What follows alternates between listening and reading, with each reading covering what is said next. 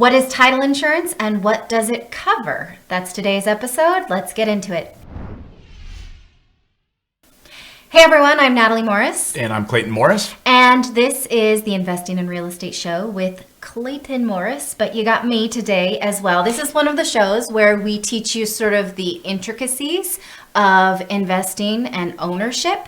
And I thought we'd get into the nitty-gritty and talk to you about title insurance, because chances are you've got some and you're not sure what it is. Right. So when, of course, you're getting a property, you're buying a rental investment, you're going to need title insurance. It's something that a title company hopefully provides to you at the closing process. Now, sometimes you're getting your title work done with a law firm because it could be in a state that doesn't require a title company. And other times it's a title company in a state and you don't use a law firm. It just depends on the state you're living in. Now, most states require some type of title insurance. But there is also an option to purchase additional insurance on any property that you buy. So we want to teach you the distinction.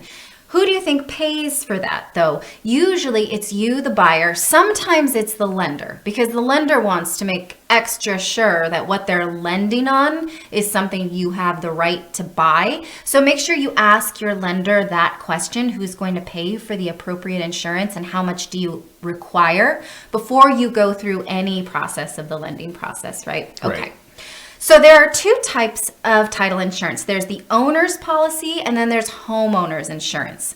The owner's policy is something that's usually required, and that's why there are title companies, say that really fast, that are around to make sure that what you buy, you have the right to buy. Right? So the title company does something called a title search. You're paying for that in the insurance, and they say, who has owned this property all the way back till the beginning of time, since it was a parcel of land in this country to sell? And is there a clear string of owners? There's no gaps, right? Where like maybe somebody owned it and then died and it went to probate and they couldn't find the long lost niece, and then someone else swooped it up in a tax auction.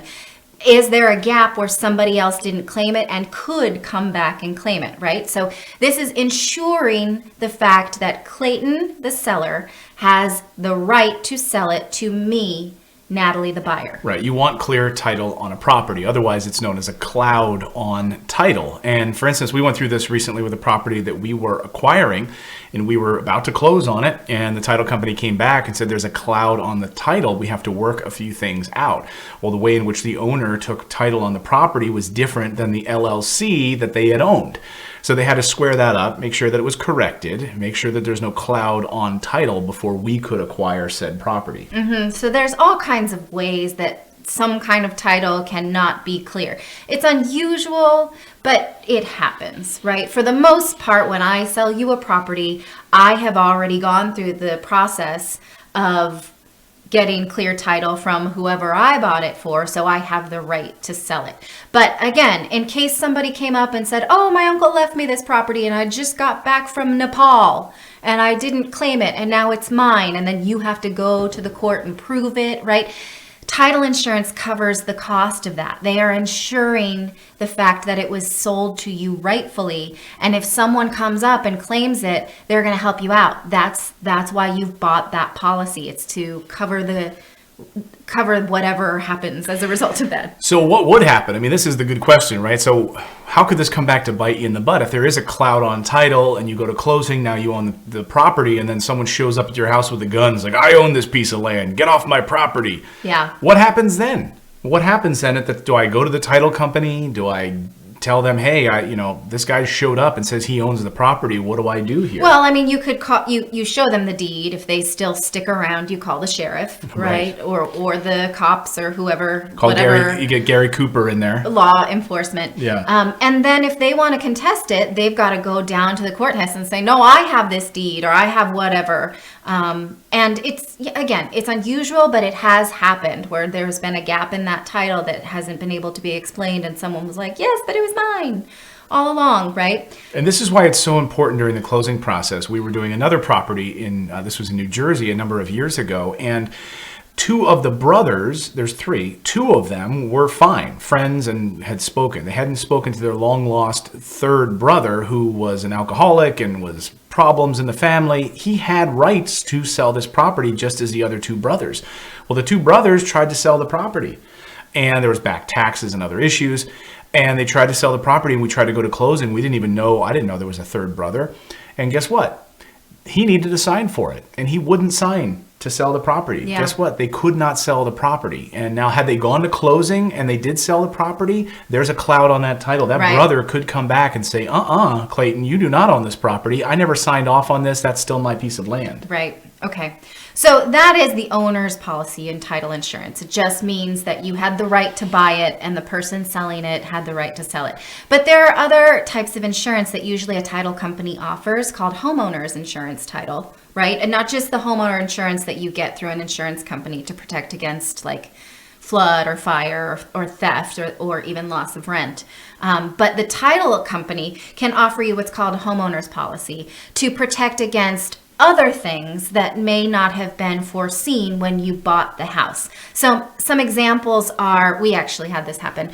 We had a shed on our property that the previous owner did not get a permit on. Now, if we had that extra homeowner's policy, we could have gone to the title company and say, there was a structure on here when we bought it that wasn't permitted, and so now you have to pay for that because it wasn't disclosed. It wasn't properly done, right? So unpermitted work, zoning coverage, right? Like say all of a sudden you find out part of your land was zoned for something else that you didn't want it to, and you have to fight it, that kind of stuff. Latent problems maybe with like any kind of sort of problems you wouldn't have seen coming up that maybe you should have or could have in some other way, right? Right. You have any other examples? No, I think the zoning thing is a good point because sometimes people might have like a corner of their property and it's zoned for commercial. It's like the tip, it's like if you picture a property that's like shaped like a triangle, it might be the corner of said property is zoned for commercial use and you're using it for residential and there's an issue with that, or it was previously used that way. This is the kind of thing that it can cover. Also city related ordinances and other things that could come up in the city. Right. Or sometimes it's like something latent in the house that wasn't discovered in the appraisal, like Inspection. This foundation was done improperly, or sometimes you can get a policy that covers something like that. Just make sure you go over it with a fine-tooth comb if you are going to get that extra policy. Now, we don't do this on our rental properties. We get insurance to the best of our ability and we buy them as is. But on your primary home, this is something that you may want to consider and see how much it costs. It can be expensive. And again, you have to make sure, who pays for it. Sometimes the lender wants to make sure that you pay for it because they want to make sure they're, again, lending on a solid asset, right? So hopefully this is a good overview of what goes into title insurance. We had someone in our Financial Freedom Academy Facebook group just ask, is it worth it? Is title insurance worth it? Well, a lot of times you don't have choice but to buy that title insurance. But the extra part, the answer is it depends. Yeah, that is up to you. By the way, if you're interested in grabbing our Freedom Cheat Sheet, it's a 3-page PDF. It's totally free. We'll have a link below. It helps you figure out your road to financial freedom, how many rental properties it would take for you to achieve that, covering your monthly expenses. Go ahead and download it in the link below, and we'll see you next time here on the show. Now, go out there and take action and become a real estate investor. I believe it's the #1 way to build wealth. We'll see you next time.